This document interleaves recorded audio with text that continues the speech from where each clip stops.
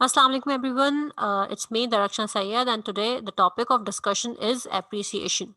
देखें हमारी सोसाइटी में कोई भी शख्स हो कोई भी बंदा हो वो कहीं ना कहीं किसी ना किसी से चाहता है कि उसके काम को एक्नॉलेजमेंट मिले, कोई हो जो उसको अप्रिशिएट करे, कोई हो जो उसको बताए कि आपके अंदर का बेस्ट क्या है। जिस तरह से एक पौधे को ग्रो करने के लिए बहुत ज़रूरत होती है ऑक्सीजन की, उसी तरीके से हमें भी अगर हम एक्चुअली ग्रो करना चाहते हैं, हमें एक्चुअली अपने अंदर प्रोडक्शन देखनी है कि हम किस तरह से आगे बढ़ रहे हैं, तो उसके लिए बहुत ज़रूरी है कि लोग हमें अप्रिशिएट करें। और हम अगर अपनी सोसाइटी को आगे लेके चलना चाहते हैं तो बहुत ज़रूरी है कि हम भी लोगों को अप्रिशिएट करें।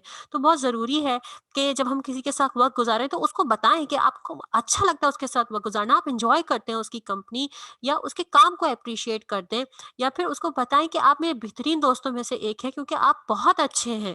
जब भी कोई औरत घर में कुकिंग करती है, कुछ बनाती है, तो वो खाना खाने से पहले, पहला निवाला लेने से पहले दूसरों की तरफ देखती है कि उन्होंने खाना खाया तो उन्हें कैसा लगा। वो एप्रिसिएशन का वेट करती है। और वो खाना, अगर आप एक्चुअली लोग उसको एप्रिशिएट कर देते हैं तो फिर वो खाना उसको अच्छा लगने लगता है। और अगर उसको एप्रिसिएशन ना मिले तो वो अच्छा खाना भी, जब आप एप्रिसिएट नहीं करते तो वो अच्छा खाना भी उस औरत को अच्छा नहीं लगता। क्यों? क्योंकि उसको कुछ किसी तरह की एक्नॉलेजमेंट नहीं मिली।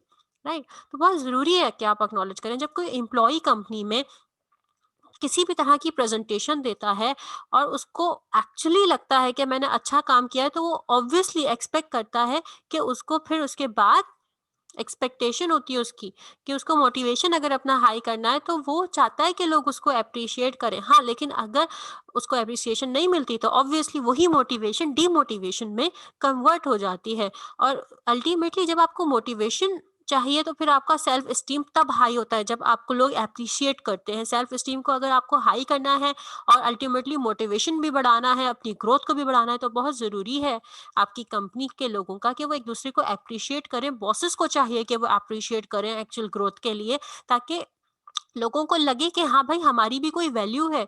जी, एक सिंपल सी बात बॉसेस कहते हैं अपने एम्प्लॉयज को कि अगर हमें सक्सेसफुल बनना है तो आप वो एक की हैं जो उस ताले को अनलॉक करने में हेल्पफुल होंगे हमारे लिए। अगर हमारी कंपनी को आगे बढ़ना है तो आपकी ज़रूरत है, यही वो वजह है।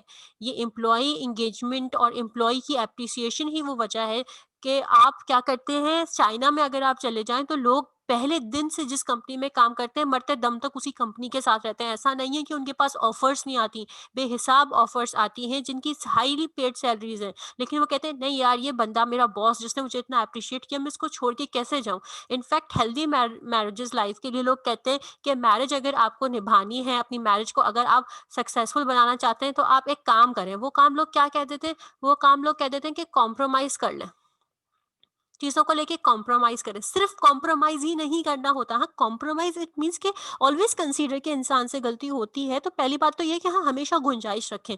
लेकिन दूसरी बात हमेशा ये है कि आप एक-दूसरे को एप्रिशिएट करें, दोनों एक-दूसरे को एप्रिशिएट करें, हस्बैंड वाइफ़ को और वाइफ़ हस्बैंड को। इनफैक्ट मर्द तो बगैर एप्रिसिएशन के इट्स लाइक कि एप्रिसिएशन उसकी खुराक है।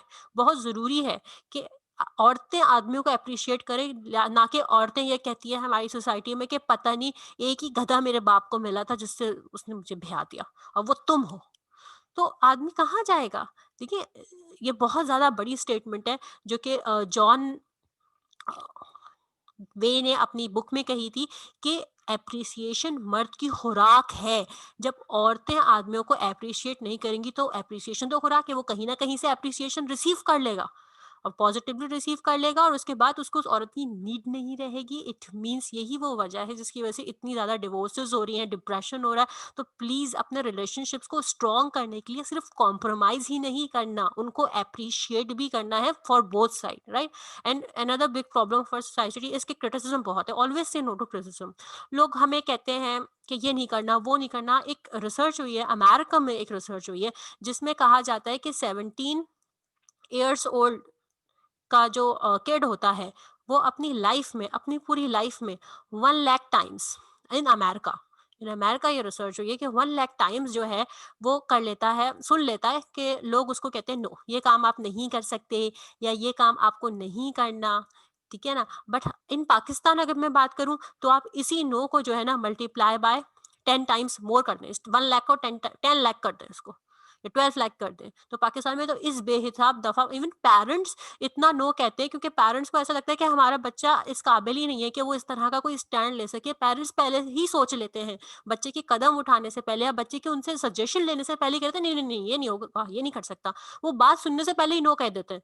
तो इस एटीट्यूड को खत्म करें। एटलीस्ट बच्चे की बात सुने, एटलीस्ट उसके आइडिया को ही अप्रिशिएट कर दें अगर उसके काम को अप्रिशिएट नहीं कर सकते तो। राइट, तो आई होप आपको इससे काफ़ी हेल्प मिलेगी, इससे आप समझेंगे कि बहुत ज़रूरी है कि हम छोटी-छोटी चीज़ों को, छोटी-छोटी बातों को एप्रिशिएट करने लगें, लोगों के अंदर की खूबसूरती को देखें। अगर कोई अच्छा लगता है तो उसको बोलें कि आप में ये चीज़ अच्छी है, अगर कोई अच्छा नहीं लगता तो ढूँढें उसमें क्या अच्छाई है। हर इंसान में कोई ना कोई अच्छाई होती है, किसी भी तरीके से फाइंड आउट करें। देखें, जब आप किसी भी तरीके से किसी के अंदर अच्छाई ढूँढने लगेंगे ना, तो आपकी नज़र अच्छाई पे है। और जब आप पॉजिटिव ढूंढ रहे हैं तो आपको पॉजिटिव दिखेगा। जब आपको पॉजिटिव दिखेगा तो यकीनन आप पॉजिटिव हो जाएंगे। और एक पॉजिटिव बंदा हमेशा ग्रो करता है, एक पॉजिटिव बंदा हमेशा सक्सेस की तरफ जाता है। तो thank you so much for your time. Don't forget to subscribe. अल्लाह हाफिज।